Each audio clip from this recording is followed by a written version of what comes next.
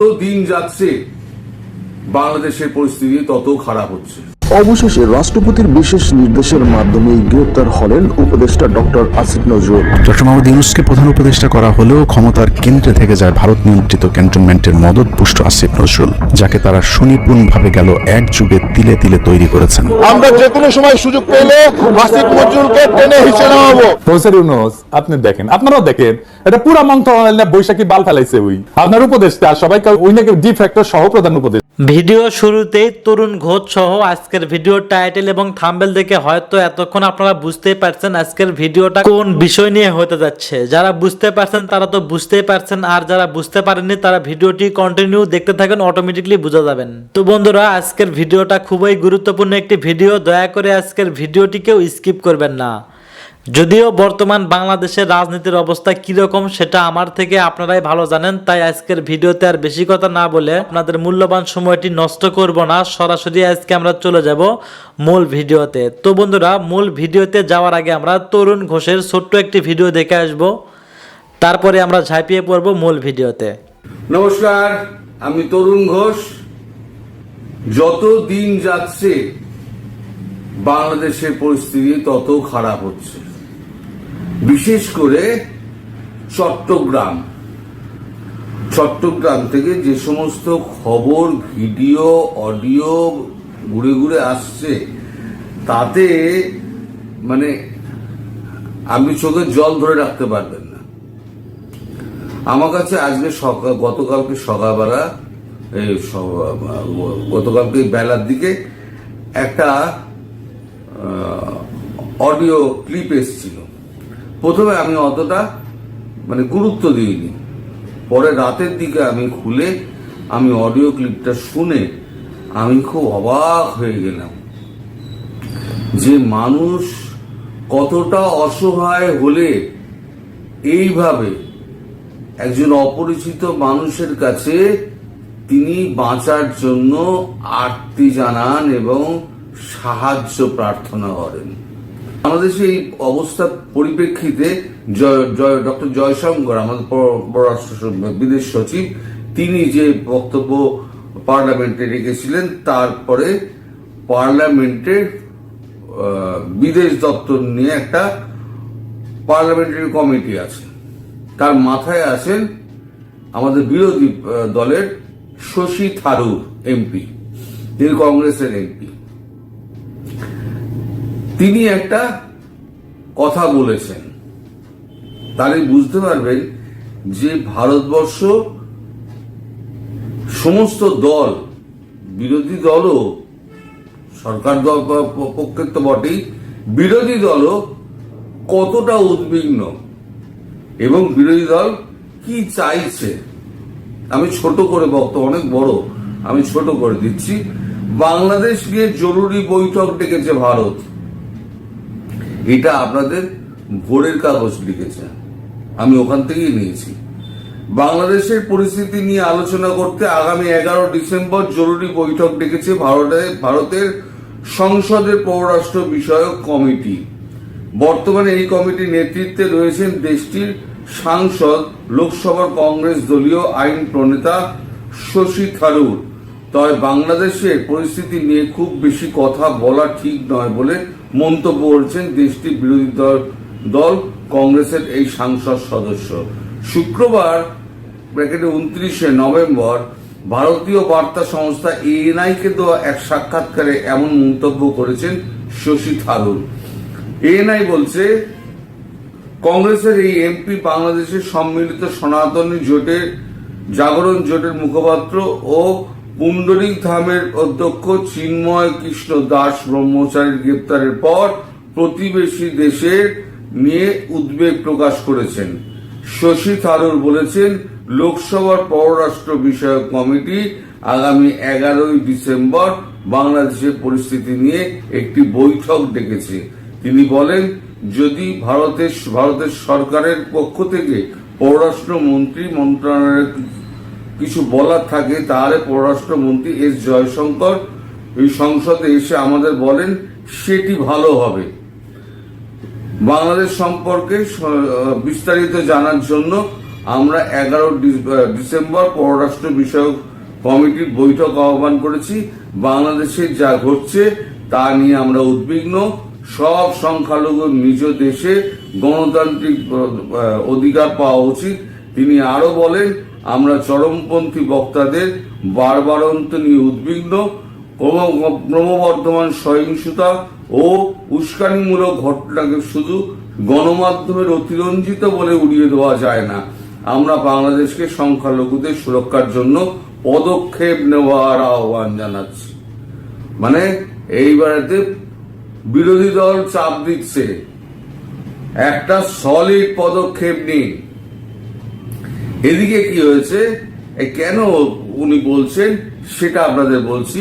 এদিকে হয়েছে কি, এই যে চিন্ময় প্রভুকে অ্যারেস্ট করেছেন, চিন্ময় প্রভুকে অ্যারেস্ট করে এইবারে তো দুদিনের মানে কর্মবিরতি হলো, তারপরে ছুটি পড়ে গেল।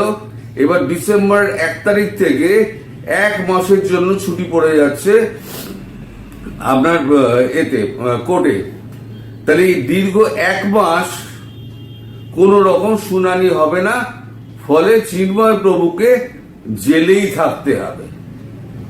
এটা চালাকি করে এটা আপনাদের উপদেষ্টারা এই জিনিসটা করেছেন, যাতে এই যে খুলনা আর কুমিল্লা এই দুটোতে ওনার সভা করার কথা ছিল এই ডিসেম্বর মাসে, সেই সভাগুলো যাতে করতে না পারেন তার জন্য চালাকি করে এই কাণ্ডটি করে মানে ওনাকে জেলের মধ্যে আটকে রাখার একটা পরিকল্পনা হয়েছে। যাই হোক, এবার উদ্বিগ্ন হওয়ার কারণটা কি? দেখুন, সোশ্যাল মিডিয়ায় আমার কাছে যেমন আসছে তেমনি সবার কাছেই কিন্তু এই জিনিসগুলো ঘুরে ঘুরে বেড়াচ্ছে এবং সবার কানে কিন্তু যাচ্ছে। মানে প্রত্যেকটা মানুষের কানের কাছে যাচ্ছে, গিয়ে ফিস ফিস করে বলছে, নইলে চোখের সামনে সেই কাণ্ডগুলো ঘুরে বেড়াচ্ছে যে আপনারা কি করছেন। ডক্টর ইউনূস বলছেন যে সংখ্যালঘুরা এখানে খুব নিরাপদ। কতটা নিরাপদে সরকার রেখেছে সেটা তো এইসব দেখলি একটা দেখালাম, এরকম কিন্তু শয়ে শয়ে ঘুরে বেড়াচ্ছে। এবার আমাদের ডক্টর ইউনূস কিন্তু খুব ঘাবড়ে গেছেন। এই যে মানে আপনাদের বাংলাদেশ হাই কমিশন এই যে আমাদের এখানে বিক্ষোভ টিক্ষোভ দেখিয়েছে, ঘেরাও ফেরাও করেছে এবং পুরো চড়াও হয়ে গেছিল, তাতে ডক্টর ইউনূস খুব ঘাবড়ে গেছেন। উনি উদ্বেগে, খবরের কাগজে যেটা বেরিয়েছে, হিন্দুস্তান টাইমস করেছে, উদ্বেগে ভাসছে বাংলাদেশের ইউনূস সরকার, দায়িত্ববোধ বোঝাতে বড় পদক্ষেপ ভারতের। এদের কলকাতার ডেপুটি হাই কমিশনের সামনে বিক্ষোভ নিয়ে বাংলাদেশ সরকার সম্প্রতি বিবৃতি প্রকাশ করেছিল। তাতে বলা হয়, বিক্ষোভে বাংলাদেশের জাতীয় পতাকা পোড়ানো ও বাংলাদেশের অন্তর্বর্তী সরকারের প্রধান উপদেষ্টা মোহাম্মদ ইউনূসের কুশপুত্তলিকা পোড়ানো ঘটনায় তীব্র নিন্দা করেছে ঢাকা। তবে মনে হচ্ছে বর্তমানে পরিস্থিতি নিয়ন্ত্রণে রয়েছে। তবে ডেপুটি হাই কমিশনের সদস্যরা নিরাপত্তাহীনতায় ভুগছেন। এই ধরনের ঘটনা যাতে ভবিষ্যতে না ঘটে তার জন্য সমস্ত রকমের পদক্ষেপ নিতে ভারত সরকারকে আহ্বান জানাচ্ছি আমরা। বাংলাদেশের সরকার সমস্ত রকমের হিংসার বিরোধী। মন ভরে গেল। কলকাতার ডেপুটি হাই কমিশনও ভারতে অবস্থিত বাংলাদেশের বাকি কূটনৈতিক অবস্থানগুলোতে যাতে কূটনীতিবিদরা সুরক্ষিত থাকে তা নিশ্চিত করার জন্য ভারত সরকারের কাছে আবেদন জানানো হচ্ছে। তা ডক্টর ইউনূস যখন ভারতের দূতাবাসের ওপরে যখন চড়াও হয়েছিল ওই চরমপন্থীরা, তখন তো আপনি নাকে সর্ষের তেল দিয়ে ঘুমোচ্ছিলেন, তখন তো মুখ ফুটে একটা কথা বলেননি। এখন যখন আপনার ঘরে আগুন লাগছে তখন আপনার খুব যন্ত্রণা হচ্ছে। আপনি বলছেন আপনার জাতীয় পতাকার মানে অপমান হয়েছে। এবার টুকরো টুকরো ছবিগুলো দেখুন তো, এই ছবিগুলো তো আমাদের সমাজ মাধ্যমে যখন আসছে, আপনাদের সমাজ মাধ্যমেও ঘুরে বেড়াচ্ছে। এগুলো কি আপনার নষ্ট উপদেষ্টা যারা আছে তাদের চোখে পড়েনি? সব চোখে পড়েছে। তিনারা নাকে সর্ষের তেল দিয়ে ঘুমোচ্ছেন। আমাদের যখন পতাকা যখন ওখানে অপমানিত হবে, সেটা তো ভারতের পতাকা, আমার তো নয়। ভারতের পতাকা তাকে পুড়িয়ে দেওয়া যায়, তাকে বাথরুমে আটকে দেওয়া যায়, তাকে পায়ের নিচে ডলে দেওয়া যায়। এটা আপনাদের বাপের সম্পত্তি। তো ভারতের জাতীয় পতাকা আপনার বাপের সম্পত্তি, আপনি যা খুশি তাই করতে পারেন। আর আপনার দেশের পতাকা হলো আপনার গর্বের, দেশের অস্তিত্ব রক্ষা করছে। আর আমাদের দেশের অস্তিত্ব রক্ষা, আমাদের দেশের জাতীয় পতাকার কোনো সম্মান আপনাদের কাছে নেই। একটা বুক ফুটে কথা বলেন না তো। চট্টগ্রামে এই যে সমস্ত এই কাণ্ডগুলো হচ্ছে, আপনার সেনাবাহিনীর উপস্থিতি হচ্ছে এবং আপনার ওখানে প্রত্যক্ষ মদত রয়েছে। শুনুন ডক্টর ইউনূস, আপনাকে আমি একটা কথা বলে দিই। এই যে ফায়ারিং সমস্ত প্র্যাকটিস হচ্ছে না, 2 তারিখ থেকে 24 তারিখ অব্দি আপনার প্র্যাকটিস হচ্ছে। গভর্নমেন্ট অর্ডার বেরিয়েছে, এই গভর্নমেন্ট অর্ডার দেখানোটা উচিত না, আমি ওই জন্য গভর্নমেন্ট অর্ডার দেখাচ্ছি না।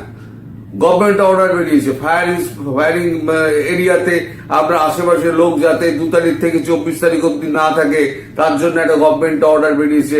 আপনার শুটিং প্র্যাকটিস করবেন। ভারত যদি আক্রমণ করে, এখন শুটিং প্র্যাকটিস হচ্ছে। আর ভারত 365 দিন শুটিং চালিয়ে যাচ্ছে। ওই যে বলেছি, 1 bullet is equal to 1 enemy. আমরা বাজে বুলেট খরচা করি না।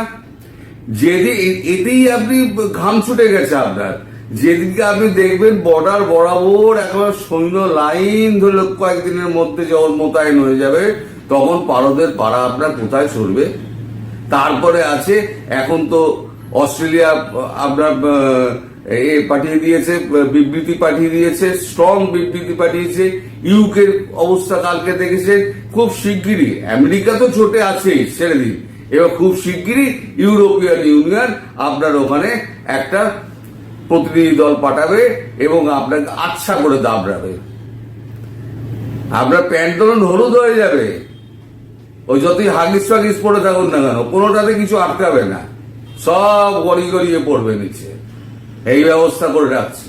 আর সবে তো খেলা শুরু, এবার যখন আসল খেলা হবে না, তখন কিন্তু আপনার পালানোর আপনি সময় পাবেন না ডক্টর ইউনূস। আমরা প্রত্যেকটা খুনের বদলা নেবো, প্রত্যেকটা খুনের বদলা নেবো আমরা। একটা শোলের ডায়লগ ছিল না, চুন চুনকে মারেঙ্গে। এই যত আছে আপনাদের ওখানে, যত জঙ্গিগুলো রয়েছে, এই একটা ছোট বড় বেজো সেজো কেউ বাদ যাবে না, সব আজ ছবি তোলা আছে। এই সব আজ ছবি দিয়ে আমরা একটা মোটামুটি সাইজেবল একটা অ্যামাউন্ট দান করাবো, দান করি, তারপর তাদেরকে বিচার ব্যবস্থার মধ্যে আনবো। আমরা ও সমস্ত মানে আজে বাজে কাজ করি না, আমরা বিচার ব্যবস্থার মধ্যে দিয়ে আমরা শাস্তি দিই। তারা শাস্তির জন্য প্রস্তুত হন এবং আপনার দেশের লোক আপনার শাস্তির ব্যবস্থা করবে, সেই অবস্থার জন্য আপনিও তৈরি থাকুন। আসসালামু আলাইকুম। পৃথিবীর সবাইকে সালাম ও শুভেচ্ছা জানাচ্ছি। পৃথিবীর যে প্রান্ত থেকে দেখছেন, আসসালামু আলাইকুম। সো আজকের বাংলাদেশের এই রাজনৈতিক প্রেক্ষাপটে আমরা যদি দেখি যে আসলে দিন শেষে শেখ হাসিনাতে আস্থা, শেখ হাসিনাতেই ভরসা এবং শেখ হাসিনা হচ্ছেন প্রধানমন্ত্রী।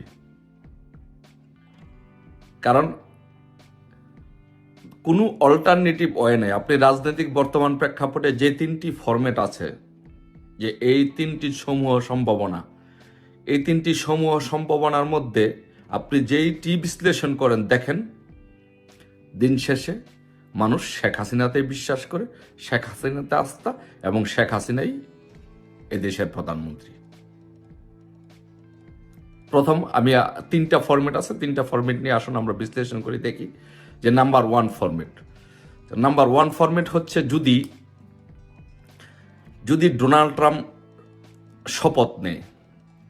শপথ নেওয়ার পরে, যেহেতু ডোনাল্ড ট্রাম্পের সাথে ফ্যাসিস্ট সুৎখোর মহাজন ইউনূসের একটি পারস্পরিক একটি বিরোধিতা আছে। কারণ এই সুৎখোর মহাজন ইউনূস হিলারি ক্লিন্টনকে ক্লিন্টন ফাউন্ডেশনে ডোনেশন করেছিলেন, যেটি ডোনাল্ড ট্রাম্প কখনো মেনে নিতে পারেনি। এবং বাংলাদেশে যে হিন্দুদের উপরে যে অত্যাচার নির্যাতন হচ্ছে সেটির ব্যাপারে ডোনাল্ড ট্রাম্প তার ভেরিফাইড টুইটার থেকে টুইট করেছেন। তার মানে ডোনাল্ড ট্রাম্প নিজে একজন প্রেসিডেন্ট হিসাবে এই ইনুস বিরোধী। Number one. সেকেন্ড থিং হচ্ছে যে এই ফরম্যাটের আরেকটা বিষয় হচ্ছে যে আপনি যদি দেখেন যে ডোনাল্ড ট্রাম্পের যেই অ্যাডমিনিস্ট্রেশনের যে গোয়েন্দা সংস্থার প্রধান হবেন তুলসী গ্যাবার্ড, সে কিন্তু ইসকনের সদস্য এবং সে খুব একটি জোরালো বক্তব্য দিয়েছে বাংলাদেশে হিন্দুদের উপরে যেভাবে অত্যাচার নির্যাতন হচ্ছে এগুলোর ব্যাপারে একটি জোরালো বক্তব্য দিয়েছে। তারপরে হচ্ছে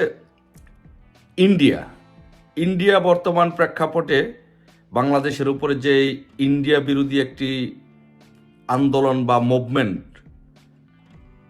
এবং হিন্দুদের উপরে যে ইসকনের উপরে এবং হিন্দুদের উপরে যে অত্যাচার নির্যাতন হচ্ছে, এটি আসলে ইন্ডিয়া এটি মেনে নিতে পারছে না এবং পৃথিবীর কেউ মেনে নিতে পারছে না, মেনে না নেওয়ারই কথা। তো সেই জন্য আপনার যখনই ডোনাল্ড ট্রাম্প শপথ নেবেন, শপথ নেওয়ার পরেই আপনি যদি এগুলো বিচার বিশ্লেষণ করেন, আপনি দেখবেন যে ইনুস সরকারের উপরে একটা বিশাল চাপ আসছে এবং ডোনাল্ড ট্রাম্প অ্যাডমিনিস্ট্রেশন এবং ইন্ডিয়া যদি বাংলাদেশ সেনাবাহিনী প্রধানকে শুধু বলে দেয়, আর কিছু লাগবে না, যে শেখ হাসিনাই বাংলাদেশের প্রধানমন্ত্রী, কারণ শেখ হাসিনা এই দেশের নির্বাচিত সাংবিধানিক প্রধানমন্ত্রী। আপনারা যারা আছেন, ইনুসরা যারা আছে, তারা হচ্ছে এই দেশের অসাংবিধানিক এবং জবরদখল করে ক্ষমতা দখলকারী সরকার। এটা আমরা মেনে নিব না। শেখ হাসিনা বাংলাদেশের সাংবিধানিক এবং নির্বাচিত প্রধানমন্ত্রী। সাথে সাথে বাংলাদেশের জনগণ রাস্তায় নেমে পড়বে, সাথে সাথে শেখ হাসিনাকে বরণ করার জন্য লক্ষ লক্ষ কোটি কোটি জনতা রাস্তায় নেমে আসবে এবং শেখ হাসিনা প্রধানমন্ত্রী হিসাবে কিচ্ছু করা লাগবে না, তার নতুন করে শপথ নেওয়া লাগবে না, কিচ্ছু করা লাগবে না, সে সব প্রধানমন্ত্রী হিসাবে তার দায়িত্ব পালন করবে। এটি হচ্ছে সবচেয়ে বেশি সমূহ সম্ভাবনার তিনটা অপশনের মধ্যে একটি অপশন, যে সবশেষে এই আন্তর্জাতিক বিশ্বের কাছে শেখ হাসিনাই গ্রহণযোগ্য প্রধানমন্ত্রী, শেখ হাসিনাই সাংবিধানিক এবং বৈধ প্রধানমন্ত্রী, এবং এটাই হচ্ছে নাম্বার ওয়ান অপশন। যদি কোনো কারণে এই অপশনটা না হয়ে অন্য কোনো অপশন হয়, সেটা হতে পারে প্রতিবিপ্লব। দ্বিতীয় ফরম্যাটটা হতে পারে প্রতিবিপ্লব। তো প্রতিবিপ্লব হবে কেন? অলরেডি প্রতিবিপ্লবের পথে বাংলাদেশ। অলরেডি প্রতিবিপ্লব বাংলাদেশে যে কোনো মুহূর্তে এনি টাইম বাংলাদেশে প্রতিবিপ্লব হতে পারে। কেন প্রতিবিপ্লব হতে পারে আপনি দেখেন, বাংলাদেশের কিন্তু 98% জনগণ, আমি মনে করি অন সাম পয়েন্ট 99% জনগণ এই সৎকুর ফেসিস্ট স্বৈর শাসক ইনুসের বিরুদ্ধে। আপনি দেখেন সেনাবাহিনীর একটা বিশাল অংশ এই ইনুসকে কখনো মেনে নিতে পারছে না, বাংলাদেশে যে অন্যায় অত্যাচার নির্যাতন হচ্ছে এগুলো মেনে নিতে পারছে না। তারপরে পুলিশকে যেভাবে নির্মমভাবে হত্যা করা হয়েছে এবং যারা হত্যা করেছে হত্যাকারীদেরকে ইন্ডেমনিটি দিয়ে যেভাবে মাফ করে দেওয়া হচ্ছে, এটি পুলিশের বিরুদ্ধে একটি যুদ্ধ ঘোষণা। পুলিশ ফুঁসে উঠেছে এই ইনুস সরকারের বিরুদ্ধে। তারপরে ছাত্র জনতা আপনারা দেখছেন যে কিভাবে বিভিন্ন কলেজ স্কুল বিভিন্ন জায়গায় কিভাবে মারামারি করছে, কি অসন্তোষ সৃষ্টি হচ্ছে। কৃষকরা তাদের ফসলে সার কিনতে পারছে না, কৃষকরা তাদের সুযোগ সুবিধা পাচ্ছে না, রিক্সাওয়ালারা রাস্তায় নেমে আসছে, মারামারি করছে, শ্রমিকরা আজকে রিক্সা শ্রমিকরা, ভ্যান চালকরা সবাই রাস্তায় আন্দোলন করছে, গার্মেন্টস শ্রমিকরা আজকে বেতনের দাবিতে আন্দোলন করছে। এই যে সারা বাংলাদেশের মানুষ, প্রাইভেট কোম্পানিগুলোতে মানুষ চাকরি হারাচ্ছে, প্রাইভেট কোম্পানিগুলো বন্ধ হয়ে যাচ্ছে, গার্মেন্টসগুলো বন্ধ হয়ে যাচ্ছে, ব্যবসা বাণিজ্যগুলো বন্ধ হয়ে যাচ্ছে, জিনিসপত্রের দাম একদম মানুষের হাতের নাগালের বাইরে চলে গেছে, একটা দুর্বিষহ অবস্থা। কখন কোথায় কি হয় এই ব্যাপারে মানুষ 24 আওয়ার কনসার্ন, যে কখন যে কি অঘটন ঘটে যায়, কোথায় যে কি ঘটে যায়। এদিকে বাউল সম্প্রদায়ের উপরে, সুফিবাদের সম্প্রদায়ের উপরে হামলা করা হচ্ছে, তাদের মাজারগুলো ভাঙচুর করা হচ্ছে, আনসারদেরকে পিটানো হচ্ছে।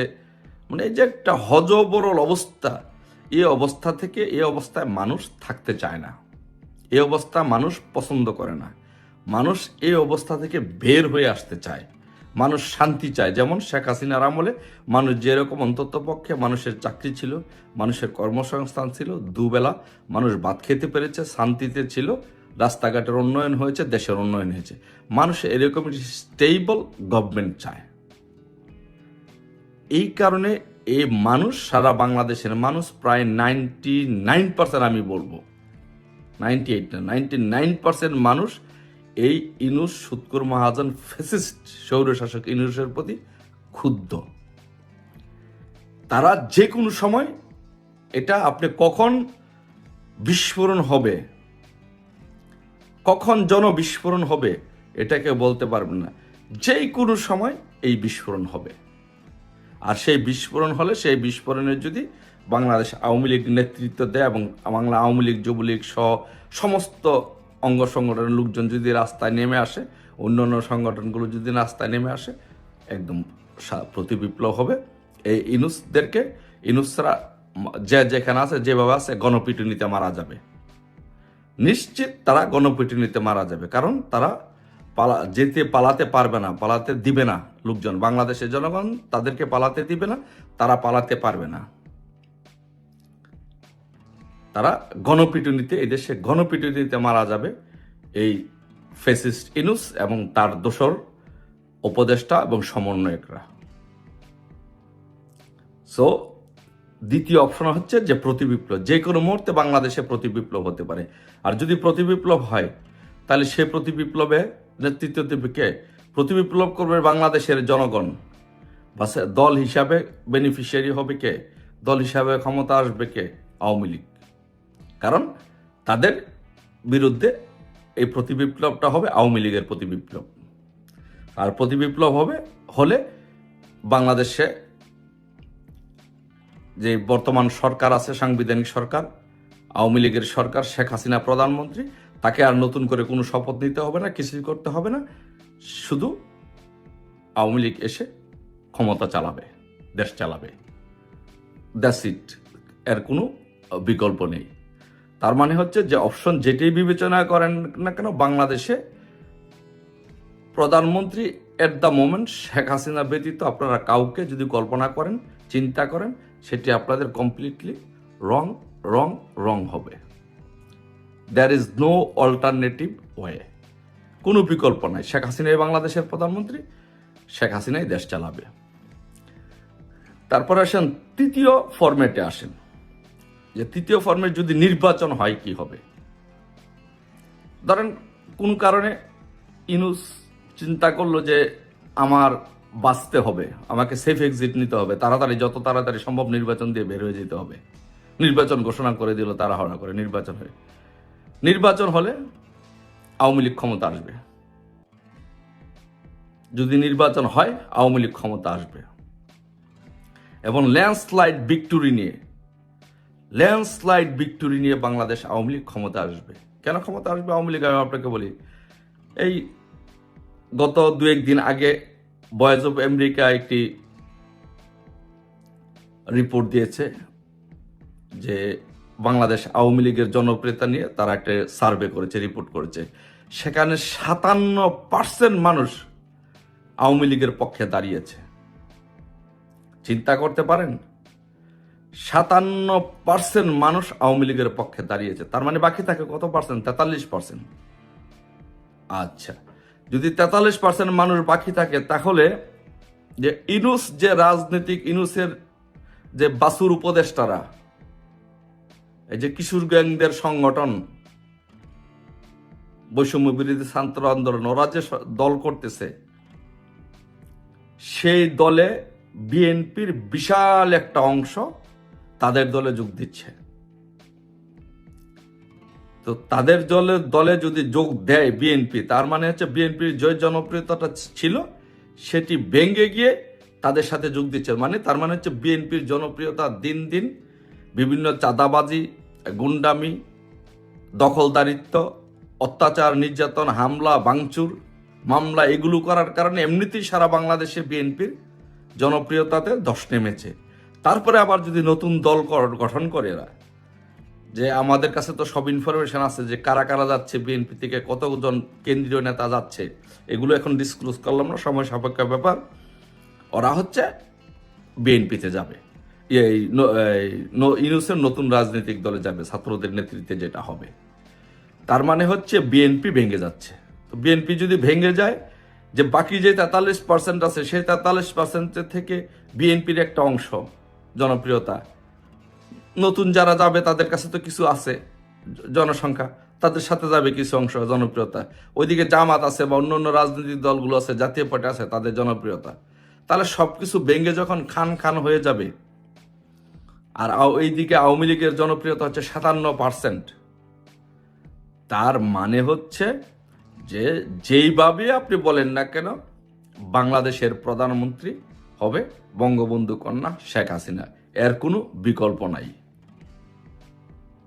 সো এই জন্য আমি বলবো যে আমাদের দলীয় নেতা কর্মী, সমর্থক, শুভাকাঙ্ক্ষী, প্রগতিশীল রাজনৈতিক চেতনায় বিশ্বাসী, মুক্তিযুদ্ধের চেতনায় বিশ্বাসী, এদেশের স্বাধীনতায় বিশ্বাসী যারা আছেন সবাইকে বলবো, কেউ মনোবল হারাবেন না, কেউ মনোবল হারাবেন না। আপনার বাড়িতে হঠাৎ করে ডাকাত আসলো, ডাকাত আক্রমণ করে বাড়ি আপনার দখল করলো, দখল করে হয়তো এক ঘন্টার জন্য, 2 ঘন্টার জন্য, 3 ঘন্টার জন্য দখল করে রাখতে পারবে, কিন্তু বাড়ির মালিক হিসেবে দিন শেষে জনগণ যখন সজাগ হবে, ডাকাতরা পালিয়ে যাবে, আপনার বাড়িতে আপনিই থাকবেন। এখন যেই ইউনূস এই দখল করে, ডাকাতি করে, সন্ত্রাসের মাধ্যমে এই রাষ্ট্র দখল করেছে, বাংলাদেশের জনগণ যখন জেগে উঠবে, সেটা আন্তর্জাতিক মহলের চাপে হোক, সেটা প্রতিবিপ্লবের মাধ্যমে হোক, সেটা নির্বাচনের মাধ্যমে হোক, বাংলাদেশের জনগণ যখন জেগে উঠবে, এই ডাকাত, ফ্যাসিস্ট, শত্রুর স্বৈরশাসক ইউনূসরা এই দেশ থেকে পালিয়ে যাবে, এদেশের প্রধানমন্ত্রী হবে শেখ হাসিনা। আপনারা কেউ মনোবল হারাবেন না, একটু ভয় পাবেন না, বিচলিত হবেন না, চিন্তার কোনো কারণ নেই, শুধু ধৈর্য ধরেন এবং যার যার থাকা থেকে আসুন সকলে সম্মিলিতভাবে বঙ্গবন্ধু কন্যা দেশরত্ন শেখ হাসিনার জন্য কাজ করি, দলের জন্য কাজ করি, এই দেশের জন্য কাজ করি, দেশটাকে আবার পুনর্বিনির্মাণ করার জন্য দেশরত্ন শেখ হাসিনার হাতে এই দেশটাকে আবারও নেতৃত্ব তুলে দেই।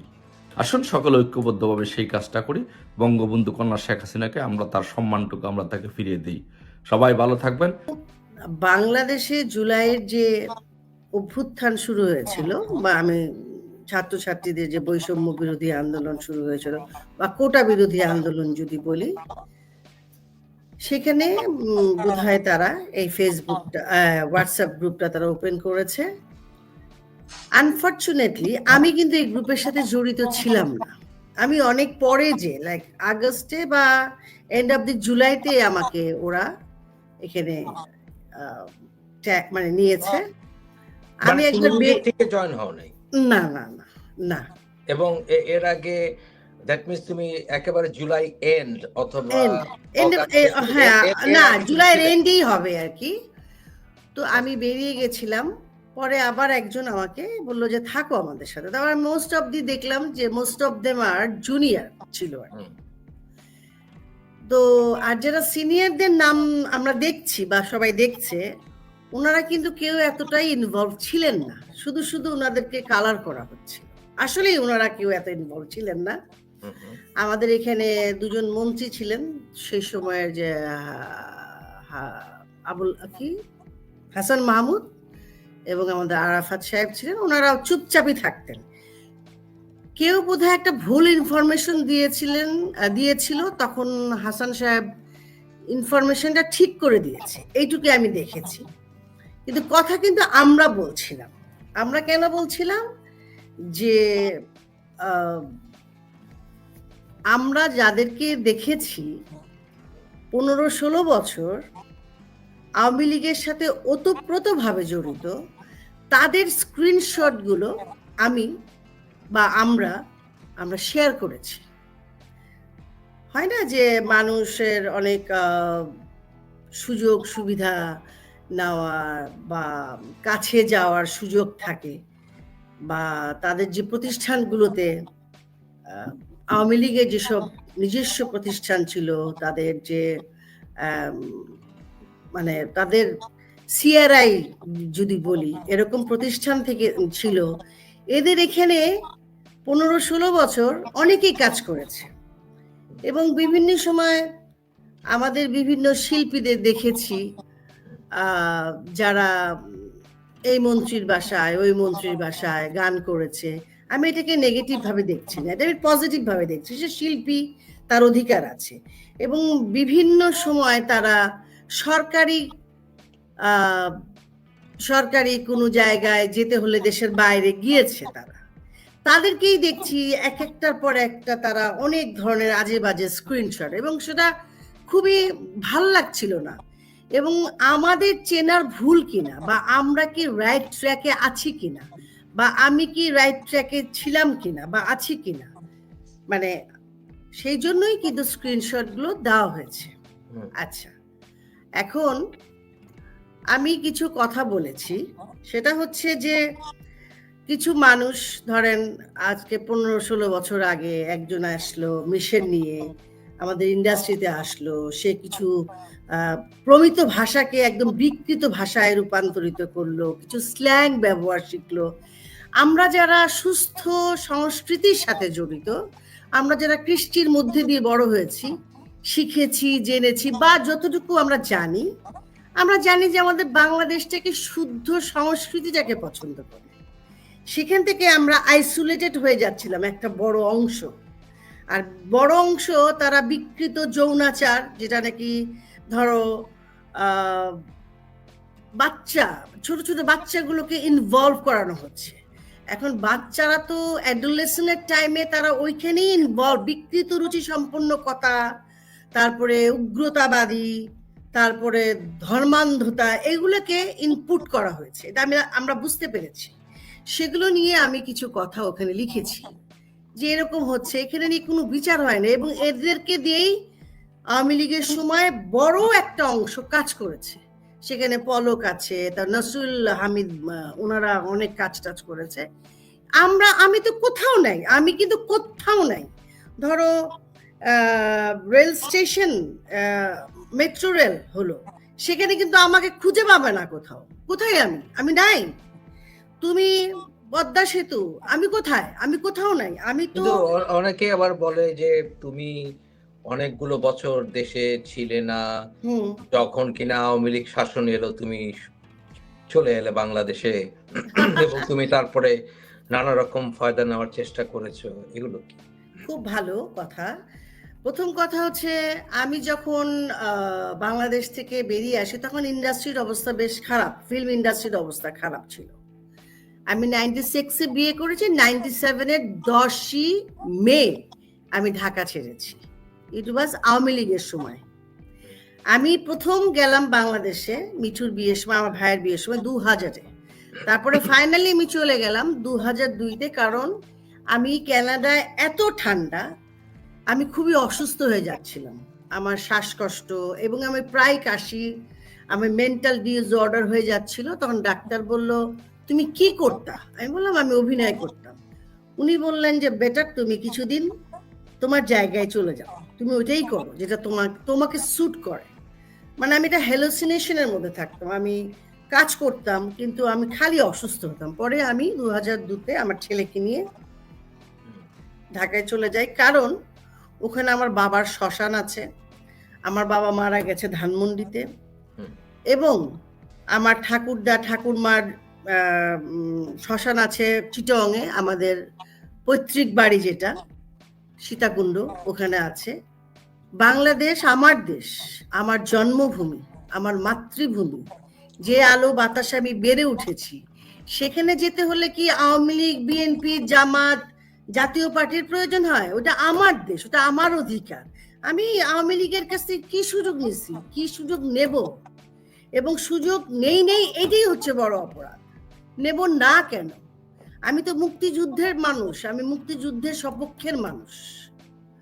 আমি বিশ্বাস করি বাংলাদেশ লাল সবুজের পতাকা, যা বঙ্গবন্ধু, আমার সোনার বাংলা আমি তোমায় ভালোবাসি, এটা আমি বিশ্বাস করি। কারণ আমি জন্মের পর থেকে আমি বাবা মার কাছ থেকে এটা শিখেই বড় হয়েছি। ক্লিয়ার? হ্যাঁ, ঠিক আছে, কিন্তু কি কারণে, কি পরিস্থিতিতে যখন দেশে অশান্ত হয়ে উঠলো, ঢাকাতে প্রচুর আন্দোলন হচ্ছে, আমরা নিজেরাই সবাই কনফিউজড, কারণ দেখছি যেন ল এনফোর্সমেন্ট এজেন্সি তারা গুলি করছে, ছাত্র আন্দোলন করছে, সেই মুহূর্তে তুমি তাদের উপরেই আবার গরম পানি ঢালতে বললে, এইটার কারণটা কি? আচ্ছা, আমরা 1 তারিখে গেছি বিটিভিতে। বিটিভিতে কেন গেছি? বিটিভি থেকে আমাদের যাওয়ার কথা ছিল হাসপাতালে। তো একদল, ওদের মধ্যে কি একটা ঝামেলা হয়েছে, তো এত গরম ছিল, আমি বিটিভিতে গেছি। বিটিভিতে যে সত্যি দেখেছি, বিটিভিতে থেকেই তো আমরা বেড়ে উঠেছি। আমাদের যে একদম মানে ভয়ানক বাজে অবস্থা, সত্যি কথা। ওইখান থেকে চলে আসছি, মনটাও খারাপ ছিল। 1 তারিখ, সেদিন আমার জন্মদিনও ছিল। 2 তারিখ আমরা ছিলাম ইয়েতে, বাসায় ছিলাম। 3 তারিখে গেছি এফডিসিতে। 4 তারিখে আমরা গেছি প্রেস ক্লাবে, আমি আর প্রাচী। দেখলাম যে খুবই ভয়ানক অবস্থা, এবং আমাদেরকে প্রাচী বলল আপনি তাড়াতাড়ি চলে যান বাঁচতে হলে, কারণ মব আসতেছে। তো আমরা তো আমি চলে আসছি। আসার পরে আসার সময় দেখলাম যে বঙ্গবন্ধু মেডিকেল কলেজ হাসপাতালে আগুন, এবং স্ক্রলে দিচ্ছে যে হাসপাতালে কিছু ছেলে মেয়ে, কিছু সন্ত্রাসী ডাক্তার নার্স সেজে ঢুকে গেছে, এবং রুগীরা চিৎকার করছে, চেঁচামেচি করছে। এই স্ক্রলটা দেখলে এখনো পাওয়া যাবে যদি প্রুফ থেকে থাকে।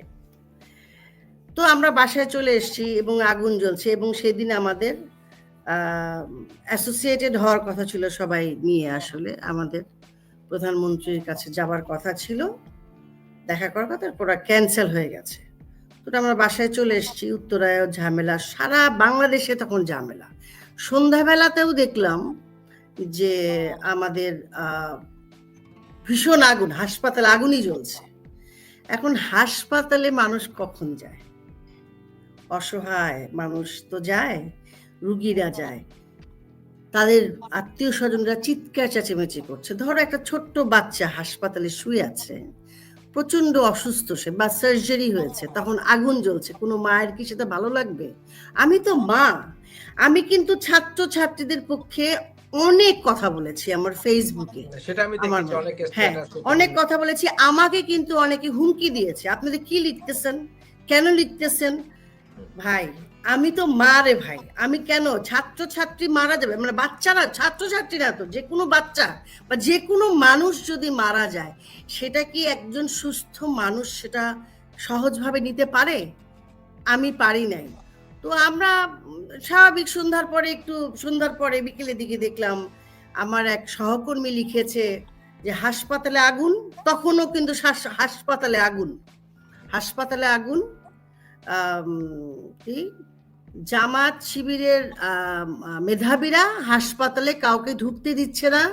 সেখানে সাংবাদিক, গণমাধ্যম কর্মীরা আছেন, এবং আত্মীয় স্বজনরা তো আছে, ডাক্তার নার্সও আছে, এবং মানে এই ধরনের ফায়ার সার্ভিস ঢুকতে দিচ্ছে না, ফায়ার সার্ভিস যারা নাকি হেল্প করবে।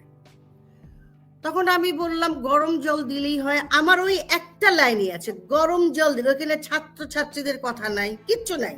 এখনো তুমি দেখতে পারো, গরম জল দিলেই হয়। দেওয়ার পরে ওরা একটা হাসিস, জাস্ট আমরা একটা জায়গায় বসলে অনেক ধরনের কথা হয়। আর এই যে গরম জলটা, এটা কি নতুন কিছু? এটা কামান থেকে তো অনেক সময় রঙও দেয়। এটা ওয়ার্ম ওয়াটার, মানে কুমকুম গরম জল দেয়, কুমকুম গরম জল তো দেয়। কারণ হচ্ছে আমরা যারা আমরা ওয়েস্টে থাকি, আমরা জানি যে কোনো রকমের ক্রাউড ডিসপার্সের ক্ষেত্রে গরম জল সারা বিশ্বেই ব্যবহার করা হয়। এটাতে কোনো পার্মানেন্ট শারীরিক ক্ষতিও হয় না, এতে মারাও যায় না। তবে আমি ব্যক্তিগতভাবে মনে করি গুলি করার যে গুলিগুলো হয়েছে, সে যাই করুক, এটা আন্ডার ইনভেস্টিগেশন। গরম জল ঢাললে কারো শারীরিক কোনো এমন কোনো ক্ষতি হয় না এবং সারা বিশ্বে এটা ইউজ করা হয়। কিন্তু এইটাকে কেন, এটার পরে আমি দেখেছি এই বিষয়ে এই মানুষটি সবচেয়ে বেশি এটাকে নেগেটিভলি নিয়েছে এবং নেগেটিভলি প্রচার করেছে, সেই লোকটি এখন উপদেষ্টা, সেটা হচ্ছে ফারুকী। তো ফারুকী এটাকে কেন পিক আপ করলো? ফারুকীর সাথে কি তোমার কোনো ব্যক্তিগত দ্বন্দ্ব ছিল বা হোয়াট ওয়াজ দ্য সিচুয়েশন? না, আমার ওনার সাথে কি ব্যক্তিগত ওনার দ্বন্দ্ব থাকবে? আমার তো আমি ওনার যে তার যে মানে সংস্কৃতির যে তার যে সে তো সবচেয়ে বেশি ইয়ে ছিল, মানে লাভবান ছিল আমাদের ইন্ডাস্ট্রি, মানে বাংলাদেশের ইয়েতে। তার বিশাল একটা দল আছে, তারা সবাই কাজ করেছে সিআরএতে এবং সবচেয়ে বেশি তারাই বেশি বেনিফিটেড, যেটা যদি বলি আমরা। একটা ছবি হয়েছে 21শে আগস্ট, সেই ছবিটা ওনারই একজন অ্যাসিস্ট্যান্ট বা ওনাদের কারোরই অ্যাসিস্ট্যান্ট বানিয়েছেন। সেখানে তোমার কি ধারণা যে বিএনপি কে অনেক ভালোভাবে দেখানো হয়েছে? তোমার কি মনে হয় তাই? না, 21শে আগস্টে বিএনপি কে ভালো হিসেবে দেখানোর কোনো স্কোপ নেই। দ্যাটস ওয়াই, এবং যার জন্য তারা এখনো আলো আসবেই, আলো আসবেই, আলো আসবেই, এটা নিয়ে এই কথা বলতে থাকে। এই সিনেমা কারা তৈরি করছে? কারা এটা করেছে? এই যে ওনাদেরই কোনো অ্যাসিস্ট্যান্ট, যে অ্যাসিস্ট্যান্ট আমাদের বারবারই ফারুকী সাহেবের কথা বলছো? হ্যাঁ, ওনার অ্যাসিস্ট্যান্টরা বা ওনাদের গ্রুপের কেউ হবে যে নাকি বানিয়েছে, এবং ওনারা সিআইএ এর প্রচুর হাজার হাজার কোটি কোটি টাকার কাজ করছে। আমি বলি এটা ফান্ড করছে, সবাই জানে। এটা মেইন ফান্ডিংটা কিভাবে হয়েছে? সিআরআই একটা সংগঠন ছিল, তাদের মাদার আমি আসলে প্রপারলি বলতাম, সিআরআই এটুকুই নামটা জানি, তার মাদার যাদের মাদার অর্গানাইজেশন আছে সেটা হচ্ছে আর্মিদের দ্বারা পরিচালিত হতো। বাংলাদেশের সম্পর্কে যারা বড় বড় কাজ করবে বা তাদের একটা সিস্টার কনসার্ন হচ্ছে এই যে সিআরআই। আচ্ছা, তাদের মাধ্যমেই অনেক কাজ হয়েছে, ডকুমেন্টেশন হয়েছে, বাংলাদেশের ডেভেলপমেন্ট, নন ডেভেলপমেন্ট বা বাংলাদেশের মুক্তিযুদ্ধ, এসব নিয়ে অনেক কাজ হয়েছে এবং কাজগুলো তারাই করেছে। আমরা কোথায়? মানে তুমি বলতে চাচ্ছ, let me make it clear to পাবলিকের জন্য, যে এই যে সিআরআই বা এদের সঙ্গে যারা ছিল তারাই এই 21শে আগস্টের উপরে ফিল্ম তৈরির পেছনে তারা ফান্ডিং করেছে, তারা কাজ করেছে। এবং তুমি বলতে চাচ্ছ এই যে 21শে আগস্ট ফিল্মে তো তারা নিশ্চয়ই, এটা তো বিএনপির পক্ষের ফিল্মও হবে না, এটা এটা এটা সত্যি কথা যেটা আওয়ামী লীগের পক্ষে ফিল্ম এটা হবে। এবং এই ফিল্মের পেছনে ফারুকী গং কাজ করেছে, এটা বলতে চাচ্ছ? ওনার গংটা আমি জানি না, তবে আমি যতটুকু জানি ওনাদের তো অনেকটা বড় একটা দল কাজ করে আমাদের ইন্ডাস্ট্রিতে। ওনারা অনেক বড় এবং ওনাদের অনেক ক্ষমতা এবং ওনাদেরকে অনেকেই হেল্প করে। ওনাদেরকে বড় বড় প্রতিষ্ঠানও হেল্প করে। আমি জানতে চাচ্ছি যে এই যে তুমি বলেছো, কিছুক্ষণ আগে বলেছো, দেখলাম যে এরা প্রচুর ফয়দা নিয়েছে বিশেষ করে আওয়ামী লীগ সময়ে। আমরা জানতে চাই, আমি ফায়দাটা বলতে চাই না এই কারণে, কারণ আমার কথা হচ্ছে আওয়ামী লীগ ওনাদেরকে তো হেল্প করেছে বা কাজ দিয়েছে, ফায়দা আমি বলছি না। আচ্ছা, আমরা কোথায়? আমি কোথায় সেখানে? আমি কোথায়? যারা হেল্প করেই থাকে, হেল্প শব্দটা হেল্প বলছি না, হেল্পটাও না ফায়দাও না, তাদের ক্রিয়েটিভিটি আছে, তারা কাজ করছে। তার মানে কি আমাদের কোনো ক্রিয়েটিভিটি ছিল না? আওয়ামী লীগের শাসন আমলে তারা কি উপকৃত হয়েছে?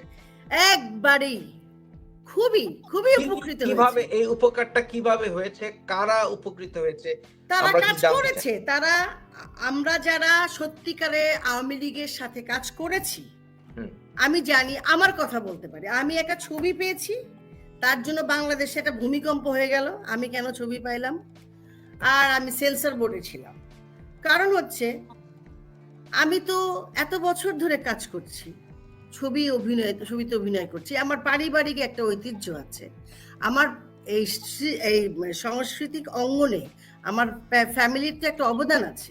তো আমি কি একটা ছবি পেতে পারি না? 40 বছর ধরে অভিনয় করছি, এটা তো একটা মিনিমাম। অনেকেই তো যাদের কোনো অভিজ্ঞতা নেই তারা তো ছবি পাচ্ছে, শুধু আত্মীয় স্বজন বন্ধু বান্ধব, শুধু আওয়ামী লীগের সময় না, এর আগেও তো হয়েছে। তো আমি কেন সুযোগ পাবো না? কেন আমি অন্য বিশ্বাস বলে? তুমি সেন্সর বোর্ডে থাকার কারণে কি ফারুকের একটা সিনেমা মুক্তি পাচ্ছে না? হ্যাঁ, থ্যাঙ্কস গড আমি সেই সময় ছিলাম না। আমি কিন্তু সেই সময় ছিলাম না, শনিবার বিকেল তো, আমি সেই সময় ছিলাম না। এবং আমার ছবিটা দেখার ইচ্ছা ছিল, কোনোভাবেই ছবিটা আমি দেখতে পারি নাই। আমি জানি না কি ক্যাচাল, তাও জানি না, আমি জানি না কি। তোমাকে যদি প্রশ্ন করা হয় কারা কারা আওয়ামী লীগ শাসন আমলে ভালো কাজ পেয়েছে, অথবা তুমি যে শব্দটি ব্যবহার করতে যাচ্ছ না, উপকৃত হয়েছে, ফয়দা লুটেছে, এক্ষেত্রে কিছুদিন আগে আমার এখানে একজন সঙ্গীত শিল্পী ছিলেন, সে কিছু মেনশন করেছিলেন। তারা কি এখনো বহাল তবিয়তে আছে নাকি? এক্স্যাক্টলি, তারাই, এবং এরাই থাকেও তো, তাই আমি তাই দেখছি। নাম বলো না কেন? না, নাম আমি না, নাম বললে তো আসলে আমি আমার তো না, আমার নাম যারা বলেছে এবং যেসব সংবাদপত্র আমাকে ট্যাগ দিয়েছে, উনি বললেন ছাত্রছাত্রীদের উপরে গরম জল দিতে। তারা কি প্রমাণ করতে পারবে আমি বলেছি? এটা হচ্ছে আমার প্রশ্ন। আমার নাম ধরে আমি তো এত অসভ্য না, আমার একটা ভদ্রতা বোধ আছে। আমি নাম বলে তাদেরকে বলবো না, কারণ মানুষ জানে। এবং তাদের যারা তোমরা কাজ করছো, আমার মনে হয় তোমাদেরই খুঁজে বের করতে হবে যে আসলে তারা কারা। মানুষকে জানানো দরকার। আমরা কেন ভিকটিম হতে যাব? আমি তো ছাত্রছাত্রীদের পক্ষেই ছিলাম, আমি সন্ত্রাসীদের পক্ষে না। যারা গরম জল দিয়েছে, আদতে তো যারা লিখতেছে ছাত্রছাত্রী তারা ছিল না তো। তার মানে কি ছাত্রছাত্রীরাই সন্ত্রাসী? তারা কি সেটাই বলতে চায়? ঘুরায় ফিরে আমি জানতে চাচ্ছি ওরা কারা কারা ফায়দা নিয়েছিল শেখ হাসিনা শাসন আমলে? বললামই তো, আমরা জানতে চাই। অনেকেই আমার কাছে প্রশ্ন করছে, প্রশ্ন ছুটছে, স্পেসিফিক্যালি আমরা জানতে চাই। হ্যাঁ, ফারুকিরা তো সুযোগ পেয়েছে। ফারুকি নগদের কাজ কে করেছে? নগদের কাজ কে করেছে বেশি? তো কাদের ওইটা কাদের? সিআরআই কাদের নিয়ে কাজ করেছে? আমি কোথায়? আমি কোথায়? আমার জানতে হবে যে আমি কোথায়, কেন নাই আমি 96 থেকে মাঠে কাজ করেছি। where I am, আমি তো কোথাও নাই। মানে এগুলো কি আসলে কি আমাদের মধ্যে? এবং আমাদের জুনিয়র শিল্পীরা যে ধরনের ভাষা ব্যবহার করেছে, for what is the reason why? তারা লেখাপড়া জানে না? আগে পরে পড়বে না? তারা না পড়েই বলতেছে। এক সাংবাদিক আমাকে ফোন করে বলতেছে, আপনি না না না কামানে তো ঠান্ডা জল দেয়। মানে কি বড় একদম বিজ্ঞ মানুষ। আবার এরকম আমরা কথা শুনছি, অনেকেই দেশের বাইরে থেকে সোশ্যাল মিডিয়ায় কিছু অ্যাক্টিভিস্ট আছে, ইনফ্লুয়েন্সিয়াল, তারা এরকমও ফতোয়া জারি করছে যে কিছু কিছু অভিনেতারা তারা আমাদের সিনেমা পাড়ায় যেতে পারবে না, এফডিসিতে যেতে পারবে না। এর ভিতরে কয়েকটা নাম এসেই গেছে, সবাই জানে, এটা লুকোনোর কিছু নেই, যে সাকিব খান যেতে পারবে না। কেন? কারণ মূলত বোধহয় তার সাথে ফারুক ভাইয়ের সমস্যা হয়েছিল। ফারুক ভাই আওয়ামী লীগে ছিলেন, উনি এই জন্য। অনেকেই বলছে যে সাকিব খান যেতে পারবে না, আরো কয়েকজন নাম এসছে, তারা যেতে পারবে না। এই তারপরে তোমার দীপজলের নামও এসছে। এই যে বাংলাদেশের সাংস্কৃতিক অঙ্গনে পলিটিক্যাল একটা স্ফিয়ার গড়ে উঠেছে, যারা বাংলাদেশের সংস্কৃতি কর্মী, তাদেরকে কি আসলে রাজনীতি করতেই হয়, নাকি রাজনীতি করলে যদি ফায়দা নাই হয় তাহলে রাজনীতিতে কেন ইনভলভ হবে, এবং রাজনীতি ইনভলভ হলে কি ফায়দা পাওয়া যায়? তাহলে কি সাংস্কৃতিক অঙ্গন তাহলে কি মুক্ত নয় বাংলাদেশে? আসলে ফায়দার বিষয়টা কিন্তু এখানে মানে আমি মনে করি খুবই অপ্রাসঙ্গিক কথা। আসলে আমি সচেতন মানুষ, আমি রাজনৈতিক প্রজ্ঞাবান নই, বাট আমি সচেতন মানুষ, আমি সচেতন নাগরিক। আমার একটা রাজনৈতিক মতাদর্শ থাকতে পারে, সে বিএনপি হোক, সে আওয়ামী লীগ হোক, সে জামাত হোক, সে জাতীয় পার্টি হোক। আমার কাছে মনে হয় প্রত্যেকটা মানুষের চিন্তাধারা, তার ইচ্ছা, তার পছন্দকে আমাদের প্রত্যেকের সম্মান জানানো এফডিসি উচিত। নির্বাচনে আমি আমি আমি আমি রাজনীতি এইটা শেষ করি। তো এই যে এখানে যে আমাদের কামলা হ্যারিস যে লাস্ট ইলেকশনটা করলো আমেরিকার, সেখানে কিন্তু অপরা উইনফ্রিকে আমরা আসতে দেখলাম, উনি কথা বললেন এবং সবাই সেটা শুনলেন। তার মানে কি, উনি কামলা হ্যারিসকে সমর্থন করেছেন। সমর্থন করাটা তো অন্যায় নয়, কিন্তু এখন আমি তোমাকে সমর্থন করি, তুমি অন্যায় করছো, সেটাকে আমি সমর্থন করছি না। তুমি অন্যায় করবে সেটা নিশ্চয়ই আমি সমর্থন করব না সচেতন মানুষ হিসেবে, কিন্তু তোমার যে ইয়েগুলো আছে যে তোমার ভোটের সময় দাও, সেই কথাগুলোর সাথে যদি আমার মতামত যদি মিলে যায়, তাহলে তো আমি তোমাকে সমর্থন দেব, এটাই তো স্বাভাবিক। আমরা বিএনপির এমন কাউকে অশ্রদ্ধা করেছি কেউ বলতে পারবে না। উজ্জ্বল সাহেবকে, যে আমাদের জায়েদ যখন ছিল, ও তো উজ্জ্বল সাহেবকে নিয়ে গেছে। উজ্জ্বল সাহেব শ্রদ্ধেয় মানুষ, ওনাকে শ্রদ্ধা করব না? আমরা আহমেদ শরীফকে শ্রদ্ধা করব না? উনি বিএনপি করতে কি হয়েছে? আমরা কাজী হায়াতকে শ্রদ্ধা করি নাই বা আমরা সম্মান করি না? কাজ পাওয়ার ক্ষেত্রে পলিটিক্যাল কানেকশন কি হেল্প করে? বা সেটা তো, এফডিসি তোমাদের হ্যাঁ, এটা নির্বাচনে করে, এটা এখন, এটা বিটিভির সময় থেকে, এটা বিটিভিতেই ছিল। কিন্তু যখন প্রাইভেট চ্যানেল হয়েছে, যখন আমাদের বিএনপির লোক ম্যাক্সিমাম লোকরা চ্যানেল দিয়েছিল, প্রাইভেট চ্যানেল, তখন কিন্তু আমরা কাজ করবার সুযোগ পেয়েছি। সেখানে আমাদের টাকা আটকে গেছে, সেগুলো ভিন্ন বিষয়, কিন্তু কাজ আমরা করেছি। কিন্তু বিটিভিতে যদি তুমি বিএনপি হও, তাহলে আওয়ামী লীগের সময় কাজ করতে পারবে না, যদি আওয়ামী লীগ হয় তুমি বিএনপি। এটা আমার মনে হয় না দল থেকে কেউ বলে দিয়েছে। কিন্তু আমরা এফডিসিতে শেখ সেলিমের ইনফ্লুয়েন্স ছিল ব্যাপক, এই অ্যালিগেশনটা কেন, এবং এটা কি সত্যতা কতখানি? বিশেষ করে দীপজল এই কথা তো বলেছে। না, সত্যতা আছে, কারণ এটা আমরা দেখেছি, যার জন্য আমি কথা বলেছি। আমার কাছে মনে হয়েছে এফডিসি একটা শিল্পীদের জায়গা, আনন্দ করার জায়গা। এখানে কফি খাবে, দুঃখ প্রকাশ করবে, আনন্দ প্রকাশ করবে, নিজেদের জায়গা। এখানে পলিটিক্যাল মানুষের যারা প্রভাবশালী, তাদের ইনভলভমেন্টটা আসলে আমি কিন্তু প্রতিবাদ করেছি। তোমার ভোট না দিলে কি আর নেত্রী হয় এফডিসিতে? না, আমরা ভোট দেইনি তো। কিভাবে শেখ সেলিমের পছন্দের কাছের মানুষ সেখানে নেত্রী হয়ে যায়?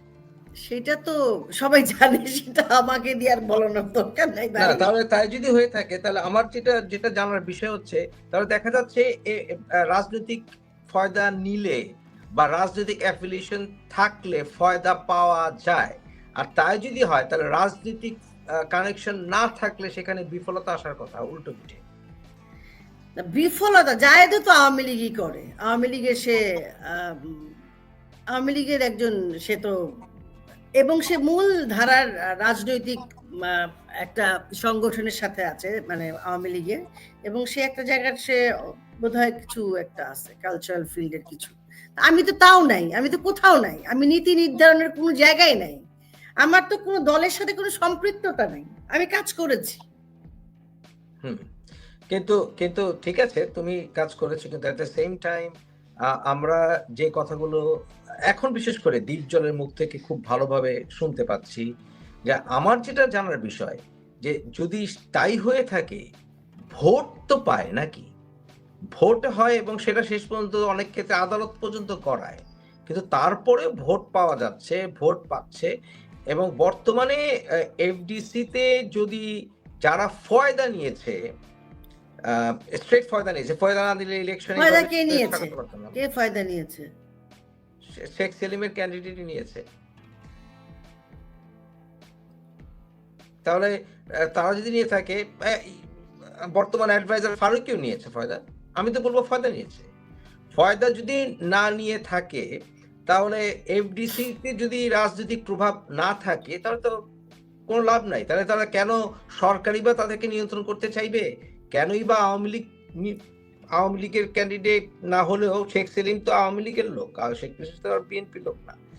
তারা কিভাবে সেখানে ফয়দা নিয়ে সেটা কন্ট্রোল করতে চেয়েছে? এটাই বা কেন? তার নেতা হয়ে তাদের লাভ কি যদি ফয়দাই না পায়? এবং সেখানে একজন মন্ত্রী যেখানে ইনভলভ থাকবে, তাহলে আমার প্রশ্ন হচ্ছে যে এখন যদি পাল্টা যারা বর্তমানে ক্ষমতায় আছে বা ক্ষমতার সমর্থক, তারা যদি বলে এরা ফয়দা নিয়েছে, এদেরকে আসতে দেওয়া যাবে না, তাহলে সেখানে ভুলটা কি হবে? না, ফায়দা নিয়েছে সেটা পার্সোনাল, কিন্তু কাউকে আসতে দেয় নাই এটা তো করে নাই। নিপুণ কাউকে আসতে দেয় নাই, এফডিসিতে ঢুকতে দেয় নাই, এটা তো করে নাই। বুঝাইতে পারলাম? হ্যাঁ, ও কাউকে আসতে দিবে না বা কাউকে ঢুকতে দিবে না, সে বিএনপি করে বলে এইটা ঠিক। সাকিব খানের সঙ্গে হ্যাঁ, সে সুযোগ নিয়েছে, এটা সত্যি কথা। না, কিন্তু সে সাকিব খানের জোর সঙ্গে করে পাশ করানো হয়েছে, সে জোর করে বসেছে চেয়ারে, এটা সত্যি কথা। এই ব্যাপারে সাকিব কোনো খানের ভুল সঙ্গে নেই। ফারুক সাহেবের দ্বন্দ্বটা ওই পর্যায়ে চলে গিয়েছিল, একজন আরেকজনকে পারলে এফডিসিতে নিষেধাজ্ঞা দিয়ে দেয়। ফারুক সাহেব তো এক সময় সেটা করেছিল, শেষ পর্যন্ত রাজ্জাক সাহেব সেটা এসে মিটমাট করলেন, তাই না? আমার তো মনে হয় যে শাকিব খানের সাথে ফারুক সাহেবের তো, ফারুক ভাইয়ের তো মিল হয়ে গেছিল। কারণ হচ্ছে ফারুক ভাই তো রাজ্জাক সাহেবের কারণে হয়েছে। যে কোনো কারণেই হোক, আমাদের তো আসলে গার্ডিয়ান বা এফডিসি কে বা সাংস্কৃতিক অঙ্গনকে টোটালি রাজনীতি মুক্ত রাখা সম্ভব কিনা বা রাখলে ভালো হয় কিনা?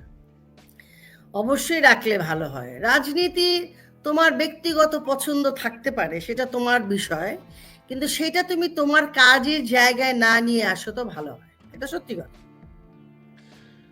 বর্তমানে আমরা একটু প্রসঙ্গ একটু চেঞ্জ করি। বর্তমানে যে অবস্থা চলছে বাংলাদেশে, আমরা দেখতে পাচ্ছি, আমার হিসেবে, এটা তোমার opinion, you don't have to agree, কিন্তু আমার ওপিনিয়ন হচ্ছে বর্তমানে আমাদের বাঙালিত্ব নানানভাবে আক্রমণের মুখে এসছে, আমাদের স্বাধীনতার ইতিহাস আক্রমণের মুখে এসছে, আমাদের দেশের সংবিধান পুরো ছুঁড়ে ফেলে দেওয়ার একটা প্রবণতা চলে এসছে, একটা মুভমেন্ট হচ্ছে।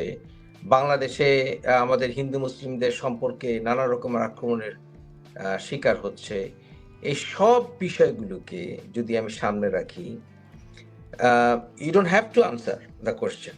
তুমি কি মনে করো তোমার নিজের হিন্দু ধর্ম ব্যাকগ্রাউন্ড, এটা তোমাকে জীবনে যে পর্যায়ে তুমি এসছো, পরিচিতির ক্ষেত্রে, জনগণের কাছে তোমার প্রমিনেন্সের ক্ষেত্রে, তোমার পরিচয়ের ক্ষেত্রে কখনো কোনো বাধা হয়েছে তোমার জন্য? আসলে এইটা এত কঠিন প্রশ্ন না, মানে এটা খুবই কঠিন প্রশ্ন। সেটা হচ্ছে যে আমি একদিন এফডিসিতে খাচ্ছি, আমাদের লাঞ্চ টাইম, আমার এক বন্ধু মানে বান্ধবী বলছে তোর দেশ থেকে ঘুরে আসলাম। আমি বললাম আমার দেশ? হ্যাঁ, আমি বললাম আমার দেশ। আমি ভাবলাম বোধহয় মানিকগঞ্জ বা চিটাগাং ঘুরে আসছে। কোথায়? বলে এই কলকাতায় গেছিলাম।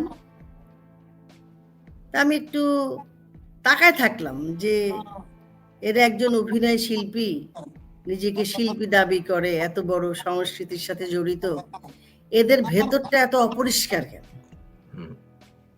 আমার জন্মান্তরের বাস তো বাংলাদেশ, আমার 14 পুরুষের ভিটা এখানে।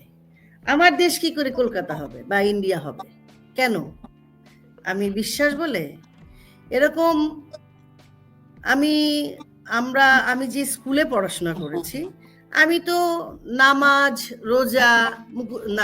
রোজা সূরা মুখস্থ এগুলো নিয়ে আমাদের মধ্যে বা আমাদের বাবা মা কখনো বলতে শুনি নাই, এই কেন তোরা এটা করছিস। তারপরে মেজরিটি মুসলিমের মধ্যেই তো আমরা বড় হয়েছি। আমি যে ধানমন্ডিতে যে বাসায় থাকতাম, ওইখানে আমাদের সমস্ত বন্ধু বান্ধবরা আসতো। কোনোদিন আমার বন্ধু বান্ধবরা এটা ছোঁয়া যাবে না, ধরা যাবে না, ওইভাবে তো আমরা বড়ই হই। কিন্তু অনেকের কি অনেক কারণ থাকে যখন এতটা এই প্রশ্নটা করার কারণ হচ্ছে অনেকের যন্ত্রণা একটা যন্ত্রণা আছে, একটা যেমন সুতা। অঞ্জু ঘোষ তো চলে গেল। না, অঞ্জু ঘোষ গেছে, হ্যাঁ সে যেতে পারে। অঞ্জু ঘোষ কিন্তু বাংলাদেশের মানুষ কিন্তু তাকে অ্যাকসেপ্ট করেছিল, যেমন বেদরি মেয়ে জ্যোৎস্না ব্যাপক জনপ্রিয়, তারপরে সে চলে গেল। সেটা তো সাধারণ মানুষের বিষয় না, বিষয় তো আমাদের মধ্যে। সেটা সাধারণ মানুষের মধ্যে কিন্তু এই জিনিসগুলো নাই। আমরা যেমন তুমি আর আমি, আমরা যে জেনারেশনে বড় হয়েছি, আমরা কিন্তু কখনো এই জিনিসটা ফিল করিনি না, যে আমার বন্ধু হিন্দু, আমার বন্ধু মুসলিম, কখনো। কিন্তু আমরা এখন কিন্তু সেই প্রবণতাটাই বলা হচ্ছে, আমি শব্দটাকে অত্যন্ত ধিক্কার জানাই, এই শব্দটা আমি ব্যবহার করি না, সেটা হচ্ছে 24-এর স্বাধীনতা। এই শব্দটাকে আমি অত্যন্ত ঘৃণা ভরে দেখি, কারণ এটা একটা অভ্যুত্থান বলতে পারো, আমার আপত্তি নেই, তুমি একটা আন্দোলন বলতে পারো, আপত্তি নেই, তো স্বাধীনতা তো একবারই হয়েছে 1971 সালে, এবং সেই সময়ে আমরা ধর্মনিরপেক্ষ একটি রাষ্ট্র চেয়েছিলাম, ধর্ম যার যার। কিন্তু বর্তমানে দেশটা যেদিকে যাচ্ছে, তুমি কি মনে করো আরেকজন অঞ্জু ঘোষ, আরেকজন অরুণা বিশ্বাস তৈরি হবে? আমি খুব সিম্পল আনসার চাচ্ছি অরুণা। আমি কখনো নিজেকে হিন্দু ভাবতে চাই নাই। দেবাশিস পাবো। আর আমি কখনো নিজেকে হিন্দু ভাবতে চাই নাই, আমি মানুষই ভাবতে চাইছি, বা আমার বাবা মা সে শিক্ষাই আমাকে দিছে। কিন্তু এই যে গরম জলের বিষয়টা নেওয়ার পরে, আমি যেদিন 6 তারিখে ঢাকা এয়ারপোর্টে আমাকে যেভাবে হেনস্থা করা হলো, যেই মানুষটা আমাকে বারবার বলতেছে আপনাকে যেতে দেওয়া হবে না, আপনি সন্ত্রাসীর দোসর, আপনি স্বৈরাচারের দোসর, আপনারা কিলিং এর সাথে ছিলেন। এটা কি তুমি যখন ঢাকা থেকে আসছো তখনকার কথা? এয়ারপোর্টে, হ্যাঁ, আমাকে বহুতবার আটকানোর চেষ্টা করছে।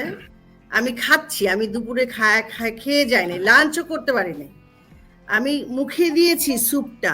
এমন সময় এক লোক লম্বা এসে দাঁড়াচ্ছে, আপনি চলেন, আপনাকে যেতে দেওয়া হবে না, আপনাকে অফলোড করা হবে। আমি কেন ভাই, আমাকে বলেন আমি কি করছি, আমাকে তো বলতে হবে।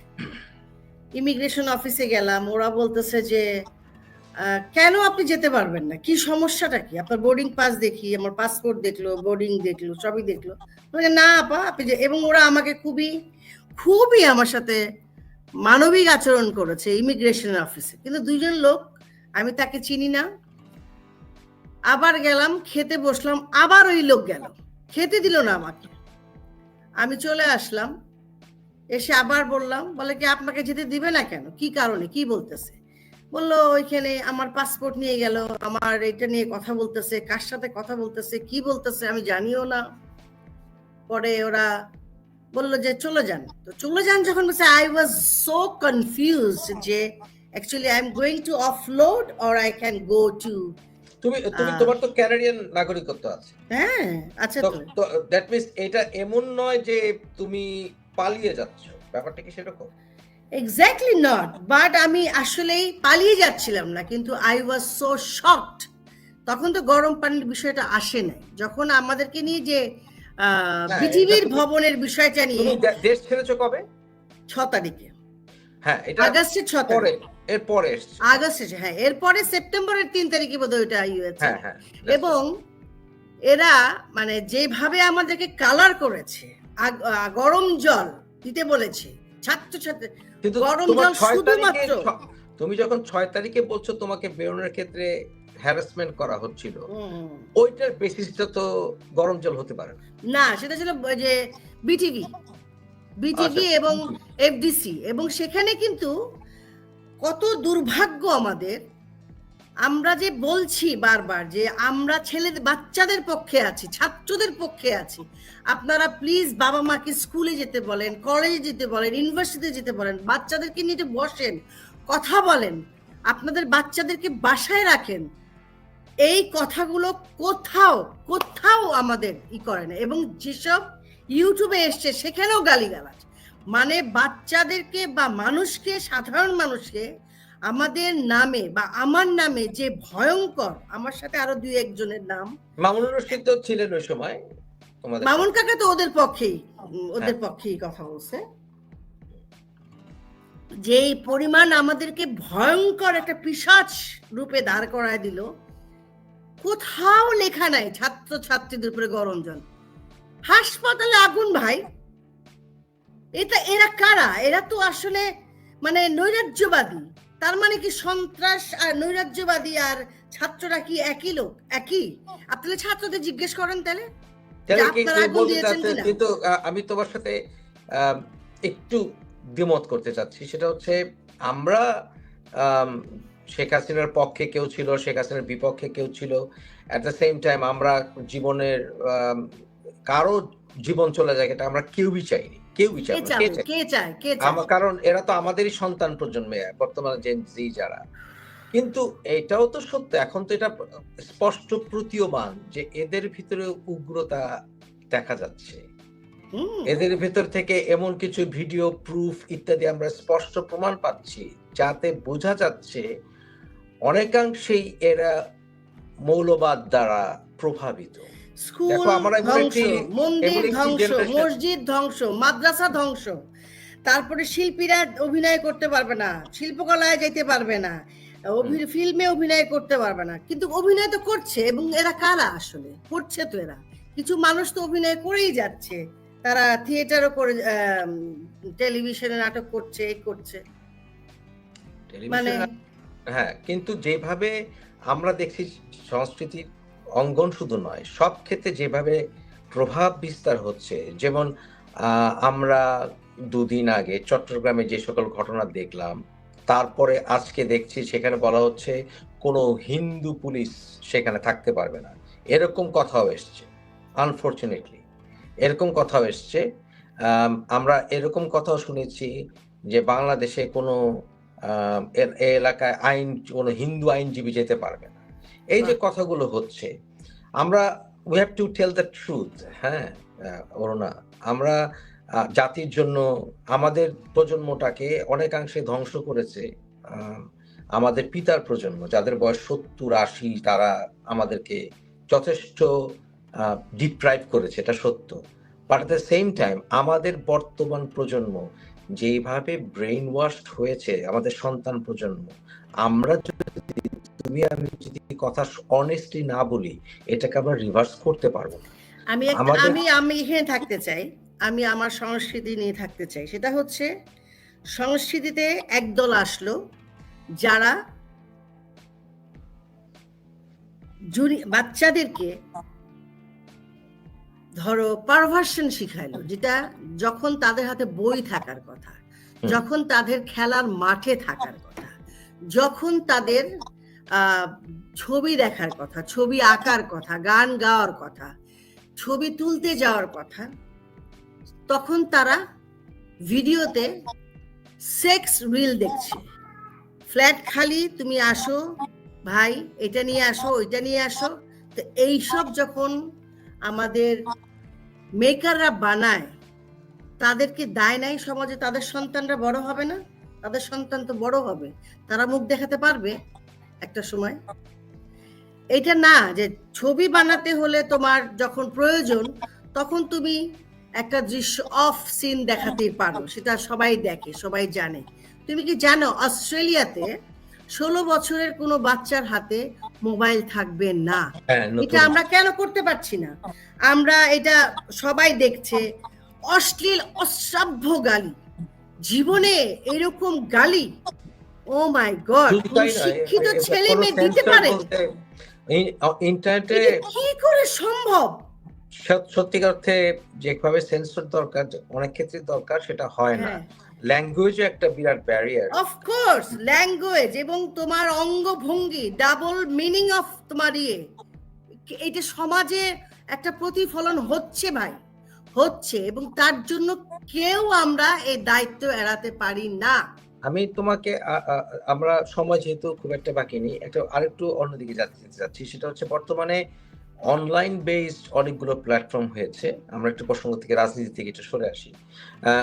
অনলাইন বেস কিছু প্ল্যাটফর্ম হয়েছে যেখানে তারা অভিনয় করে মোটামুটি ভালোই স্বাচ্ছন্দ্য পাচ্ছেন এবং সচ্ছলতা পাচ্ছেন। বিশেষ করে ইউটিউবে অনেকগুলো চ্যানেল হয়েছে, তারা নাটক ফিল্ম করছেন, সচ্ছলতা নিচ্ছেন। বর্তমানে বাংলাদেশের যেই অবস্থা, বিশেষ করে সংস্কৃতির উপরে যেভাবে আক্রমণ আসছে, তাছাড়া ফিল্ম ইন্ডাস্ট্রিতে যেরকম আসলে ২-১ জন অভিনেতা ছাড়া তারা কেউ খুব একটা পয়সা কামাতে পারেন বলে মনে হয় না আমার। You know better. আমরাও কামাইতে পারি নাই, বলো। রাইট। তাহলে এটা না, এট লিস্ট আমরা যখন ইয়াং ছিলাম তখন যেমন রাজ্জাক চাচার সময় ১২০০ সিনেমা হচ্ছিল। এটা উনি নিজেই বলেছেন। ২২০০। কিন্তু হ্যাঁ, তাহলে এটা ভবিষ্যতে তুমি কি মনে করো বাংলাদেশের ফিল্ম ইন্ডাস্ট্রির সিচুয়েশন কি আরো খারাপের দিকে যাবে সার্বিক পরিস্থিতিতে? না হলে নতুন প্রজন্মের যে কোনো অভিনেতা তারা তো যদি কাজ না পায়, তাহলে তারা তো তুমি যে অশ্লীলতার কথা বললে, সেই অশ্লীলতা থেকেও তো অনেক তারা জীবিকা নির্বাহের কথা খুঁজবে। আমাদের আজকাল আমার কাছে মনে হয় যেসব নতুন ছেলেমেয়েরা আসছে অধিকাংশই তারা দলে দলে দলে ইনভলভ হয়ে যাচ্ছে। মানে আমার এই দলে ঢুকলে আমি এই সিনিয়রে গালি দিতে পারবো, এখানে ঢুকলে এই ধর্মের লোককে গালি দিতে পারবো, এরকমই শুরু হয়েছে উস্কানিমূলক কথাবার্তা। আমি ফেসবুকে ঢুকলেই দেখি যে উস্কানি কোথায়, নাকি এদের মুখ থেকে বের হওয়া উচিত যে প্লিজ আমরা সবাই শান্ত থাকি, আসেন আমরা সব শিল্পীরা মাঠে নামি। আমাদের সিনিয়র যে মামুন কাকা বা ফেরদৌসী আন্টিকে আজকে নাটক স্টেজে ওঠা নিষেধ করা হলো বা অনুরোধ করা হলো যাতে না ওঠে, এটা কি ভালো লক্ষণ মনে হয়? কি কারণে আমি জানি না কি কারণ। ফেরদৌসী আন্টি কি করেছে আমি তাই জানি না। উনি তো সারা জীবন অভিনয় করেছেন, একজন বিদুষী মহিলা যাকে সবাই সম্মান করে। অবশ্যই মামুন কাকা তো অন্যায়ের বিরুদ্ধেই কথা বলে, সবসময় অন্যায়ের পক্ষেই মানে বিরুদ্ধে থাকেন। উনি ছাত্রছাত্রীদের পক্ষেই ছিলেন, উনি সেই জন্য কিন্তু আমরা রাগ হয়েছি, কিন্তু উনি তো ছিলেন ওদের পক্ষেই ছিলেন। তো উনি কেন ভিক্টিমাইজ হবে? উনি তো আমাদের গুরু। এবং সবাইকে আজকে অনেক শিল্পীরা ঘরে বসে আছে শুধুমাত্র এই আলো আসবে বলে এদেরকে এমন ভাবে এই করা হয়েছে। He is a successful person ভাই, সে তো আমাদেরকে একটা অন্ধকারে ঠেলে দিতে পারছে। আমি না হয় অভিনয় করলাম না, আমার ইউটিউব চ্যানেল শোনেন, এখন অভিনয় করার জন্য কাউকে দরকার হয় না। আমি অলরেডি পরিচিত, আমাকে ভালো চিনুক খারাপ চিনুক আমাকে তো চেনে মানুষ, ১৭ কোটি মানুষ তো চেনে। তোমার কেউ চেনে, আবার হিরো আলম কেউ চেনে। হ্যাঁ চেনে। তুমি কি বাংলাদেশে কি এখন হিরো আলমরা যদি জনপ্রিয় হয় এবং জনপ্রিয় হওয়ার কারণটা কি এইটা বুঝো, তাইলে আমি আর কিছু না বলি, এইটাই বুঝতে হবে। কেন তাহলে তোমাদের বিফলতা না ওদের সফলতা? এটা আমার একা বা আমাদের একা সফলতা, আমাদের রুচি তৈরি করতে পারে নাই। সেখান থেকে কিন্তু বিএনপি আওয়ামী লীগ কেউ বের হতে পারবে না, ওনারা কেউ না, ওনারা রুচি তৈরি করতে পারে নাই, ওনারা জেনারেশন তৈরি করতে পারে নাই।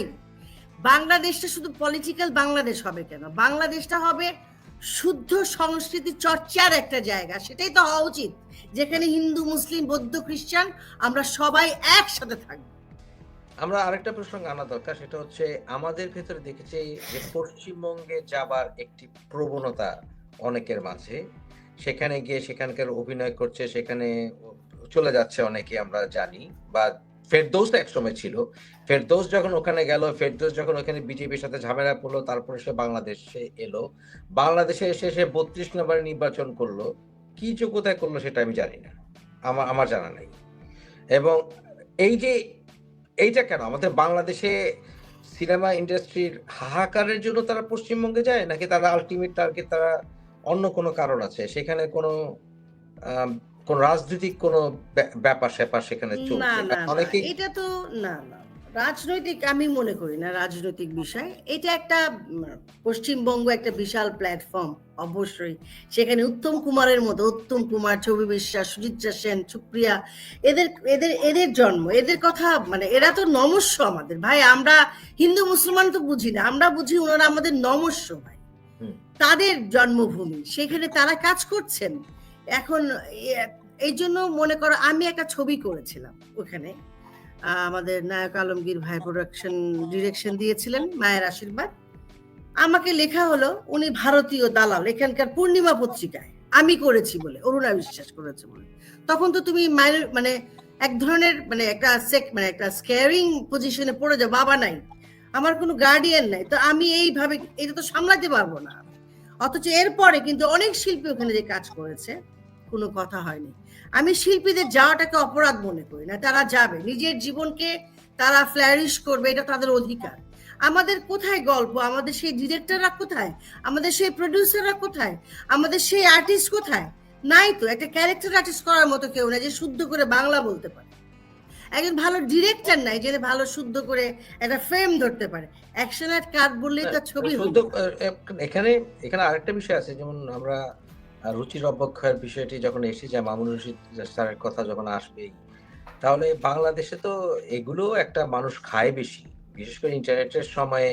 এখন আর আমরা ফেরদৌসী মজুমদার বা গোলাম মুস্তাফা ওনাদের মতো উচ্চারণে, বা নায়ক রাজ্জাক ওনাদের মতো উচ্চারণে অভিনেতা না দেখে বরঞ্চ আকর্ষণ বেশি দেখি আমরা যারা নাটকে আঞ্চলিক ভাষায় কথা বলছে। আঞ্চলিকতার প্রতি আমার কোনো না নেই, কিন্তু আঞ্চলিকতাকেই যখন তারা ভিত্তি করে, সেখানে তো আসলে মননশীলতার কোনো কিছু জায়গা থাকে না।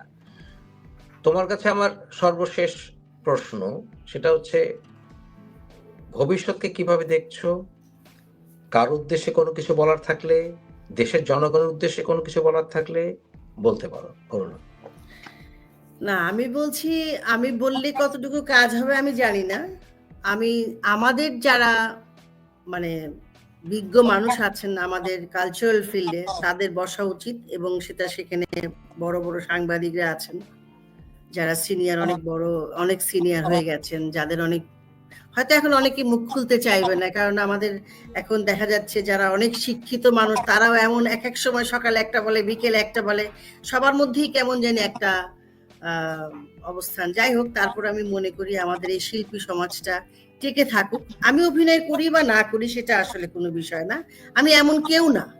তবে আমি অভিনয় করতে চাইলে আমি অভিনয় যাবে না, দেশে যাব না কেন? আমার দেশে আমি যাব না তো কোন দেশে যাব? আর হচ্ছে যে যেটা বলছিলাম, আমি রবীন্দ্রনাথের কথা বারবারই বলি, সার্থক জন্ম আমার জন্মেছে এই দেশে, এ দেশটা আমার, এ দেশটা কেউ আমার কাছ থেকে নিতে পারবে না, আমাকে কেউ তাড়াতে পারবে না, আমার যখন ইচ্ছা যাব, যখন ইচ্ছা আসবো। আর হচ্ছে সাধারণ মানুষদেরকে বলি যে আপনারা প্লিজ উগ্রতাকে স্থান দিয়েন না, আপনি আপনার ধর্ম করেন, আপনার পাশের বন্ধুকে আপনার। ধন্যবাদ প্রিয় দর্শকবৃন্দু, আমাদের ফুল ভিডিওটি দেখার জন্য আপনাকে জানাই অসংখ্য অসংখ্য ধন্যবাদ। তো বন্ধুরা, আজকের ভিডিওতে আপনারা মোট তিনটি নিউজ দেখতে পেলেন। প্রথম হলো আপনারা দেখেছেন তরুণ ঘোষের বক্তব্য, তারপরে আপনারা দেখেছেন সালাউদ্দিনের বক্তব্য, যে সালাউদ্দিন ছিলেন আওয়ামী লীগের ছাত্রলীগের ভার্সিটির একজন। তারপরে দেখলেন আপনারা হচ্ছে মোফাজ্জল ইসলামের একটি লাইভ ভিডিও। তো বন্ধুরা, এই তিনটি নিউজ নিয়ে আপনাদের কি মন্তব্য অবশ্যই কমেন্ট বক্সে কমেন্ট করতে ভুলবেন না। আর হ্যাঁ, এমন নিত্য নতুন আপডেট খবর সবার আগে পেতে এখনই আমাদের এই পিচ্চি সাকিব ইউটিউব চ্যানেলটি সাবস্ক্রাইব করুন।